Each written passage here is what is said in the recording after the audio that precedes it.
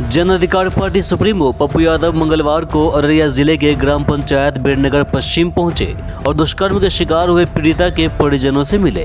उन्होंने मीडिया से बातें करते हुए कहा कि हम पीड़ित परिवार के साथ खड़े हैं। हम उस शैतान मेजर को कभी नहीं बख्शेंगे। अगर वह जान बचाकर नेपाल भाग गया तो उसकी लाश को कफन देने लायक नहीं छोड़ेंगे।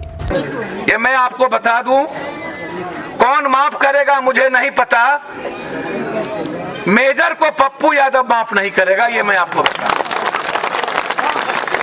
वो पताल में भी होगा तो वो मेरी नजरों से नहीं बचेगा। चाहे इसके लिए मैं पूरी माफिया, पूरा बिहार का माफिया एक तरफ होता है, पूरा शराब, जमीन और सरकार और पुलिस और नेता एक तरफ होता है, मैं अकेले एक तरफ रहता हूं। और मैंने काम शुरू कर दी।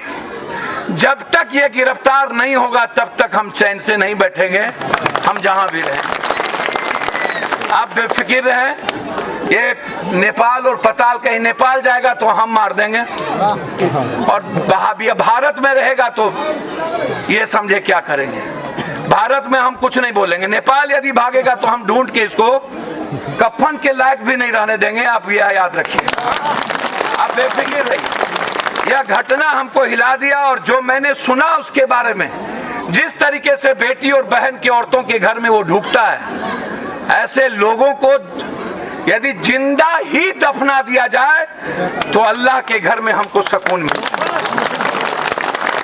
पूर्व सांसद ने कहा कि इस शैतान ने इस तरह की घटना को पहली बार अंजाम नहीं दिया है, ये अनगिनतों घटनाओं में से एक है। आज समाज उसकी उस जुल्म को सहती रही जिससे उसका मनोबल और ऊंचा होता रहा। आगे कहा कि हफ्सियों की कोई जात और धर्म नहीं होता, वो पाताल में भी क्यों न छुप जाए, उसे हम माफ नहीं करेंगे। लिस्ट इतने फिरहस्त हैं, उसके बाद भी समाज में ऐसे लोगों को आप प्रश्रय दीजिएगा तो इसका मतलब है कि हमारी बेटी और बहन को सुरक्षित आप नहीं रखना चाहते हैं, हमारी माँ को, हमारी बच्ची को आप सुरक्षित नहीं रखना चाहते हैं। पत्रकार जी, हफ्सियों के लिए ना कोई जात, ना धर्म, ना मजहब होता है, ये याद रखिएगा। बिहार ही एक ऐसा, उत्तर प्रदेश ऐसा प्रदेश है जहां जब कोई मर्डर होती है तो सबसे पहले लोग ये पूछते हैं कि किसका मर्डर हुआ, किस जात ने किया और किस जात का हुआ। वही हालात बलात्कार में है कि बलात्कार हुआ किसका, किस जात ने किया, किस कौम धर्म ने किया। मैं आपको कह के जाता हूं, जब तक आजाद को सजा नहीं मिलेगी तब तक हम चैन से नहीं बैठेंगे, ये मैं आपको कह दिया। और एक बात याद रखिएगा, मैं आपको कह दूं, मेजर आजाद जो है, जो जितना है मेजर आजाद जो, उसको भगवान और अल्लाह भी माफ नहीं करेगा। पप्पू यादव को कौन पूछेगा? अल्लाह के घर में उसके दिन पूरे हो चुके हैं, ये मैं आपको बता दूं। कौन माफ करेगा मुझे नहीं पता, मेजर को पप्पू यादव माफ नहीं करेगा, ये मैं आपको बता। राजेश रंजन ने आगे कहा कि हम सरकार से केस को स्पीडी ट्रायल के साथ साथ एसआईटी जांच की मांग करते हैं। इस मौके पर उन्होंने सरकार को खूब कोसा, खड़ी खोटी भी सुनाए। हमेशा शराब के अलावा दूसरी चर्चा नहीं होती है पत्रकार जी। पहले तो मैं आपको एक बात बता दूं, दुनिया का पहला स्टेट है पत्रकार जी जहां पुलिस पब्लिक की सुरक्षा छोड़, चार्जशीट छोड़, इन्वेस्टिगेशन को छोड़, जो एफआईआर का काम पुलिस को करने की जरूरत है वो काम नहीं करती है। पुलिस का काम नहीं है रोड पर एमवीआई का काम करना, डीटीओ का काम करना। पुलिस का काम नहीं है डेली ट्रैफिक पुलिस का काम करना। जब हमारे पास ट्रैफिक पुलिस है, जब मेरे पास एमवीआई है, ट्रैक्टर, ट्रक और मोटरसाइकिल, वो चेक करेगा। मेरे पास जब डीटीओ है वो कागज बनाएंगे। मेरे पास यदि खनन विभाग है बालू का, वो देखेगा। मेरे पास एक्साइज पुलिस है, वो देखेगा। मेरे पास एडीएम, डीसीएलआर, सीओ है, जमीन का काम वो देखेगा।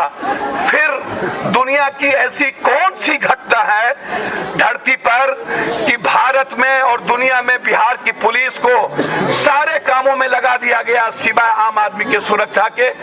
20 लाख रुपया हर महीना हर थाने को देना है इन नेताओं को, इन बेईमानों को। तब जाकर के आप जितना वसूली करना हो, ट्रैक्टर पकड़ना हो, ट्रक पकड़ना हो, मोटरसाइकिल पकड़ना हो, जो करना हो करिए। सारा पुलिस शराब बेचवाने में लगी रहती है या तो शराब को। अब नीतीश कुमार जी कहते हैं कि हम उस घर में रेड करते हैं जहां हमको खबर मिलती है कि वो पी रहा है। जब ट्रक से दारू उतरता है तब खबर नहीं मिलती, जब बेचता है तब खबर नहीं मिलती, जब पीता है तो हमको खबर मिल जाती है। कहते हैं थानेदार और चौकीदार जहां पकड़ाएगा हम उसको सस्पेंड कर देंगे। अब आप बताइए तो कोई चौकीदार थानेदार आप बताएगा यहाँ दारू पकड़ाया है? जब आप पहले कह दिए इसका मतलब है कि चौकीदार और थानेदार वो सतर्क हो गया। अब दारू रहेगा तो या तो फेंक देगा या तो चुपचाप कहेगा लेके बेच दो, नहीं तो कुछ नहीं बोलेगा। यही होगा ना। पत्रकार जी, मैंने अभी आईजी से बातचीत की, एसपी से बातचीत किया, डीएसपी को मैं एसआईटी जांच के लिए मैंने कहा है और कहा है कि थाने का जो सीसीटीवी कैमरा है, मैंने एसपी से कहा कि आप उसकी जांच कराइए कि ये 3-4 महीने के अंदर उस थाने में या उस थाने के बाहर कितने बार गया है। इतने केस होने के बाद लगातार वो थाना प्रभारी से मिलते रहना, इसका मतलब है कि वो थाना को कहीं न कहीं पैसा पहुंचाता है और फिर समाज को। आखिर में जाप संयोजक पप्पू यादव ने अपनी पार्टी की ओर से पीड़ित परिवार को आर्थिक मदद करते हुए 25,000 रुपए नकद दिए और उन्होंने कहा कि आप हिम्मत मत हारिए, हम आपके साथ हैं, वो जहां भी होंगे उसे हम ढूंढकर सजा दिलवाएंगे। इसके बाद पप्पू यादव अपने समर्थकों के साथ वापस लौट गए। मैं इस परिवार को तत्कालिक 25,000 रुपया अपनी पार्टी की ओर से मदद करता हूं ताकि वो परिवार अपनी जिंदगी जी सके। जो भी परिवार का नाम आया है, मैं उसकी हर परिस्थिति में जो परिवार केस दर्ज करना चाहेगा या पप्पू यादव से उम्मीद करेगा फोन पर, हम उसकी मदद करेंगे। इस बच्ची के न्याय के लिए एसपीडी ट्रायल, एसआईटी जांच की हम शुरुआत करेंगे। इसको आप समझ लीजिए। इससे ज्यादा अभी हम और कुछ नहीं कह सकते हैं। अंत में सिर्फ इतना कहेंगे कि आप भरोसा करिएगा, जितना आप अल्लाह पर भरोसा करते हैं, ईश्वर पर मैं वो तो नहीं हो सकता हूं, लेकिन अपनी परछाई और अपने बेटे से ज्यादा भरोसा पप्पू यादव पर रखिएगा हमेशा। यह मैं कह के जा रहा हूं और मैंने काम शुरू कर दी। जब तक ये गिरफ्तार नहीं होगा तब तक हम चैन से नहीं बैठेंगे, हम जहां भी रहें। wehours.news.com bureau.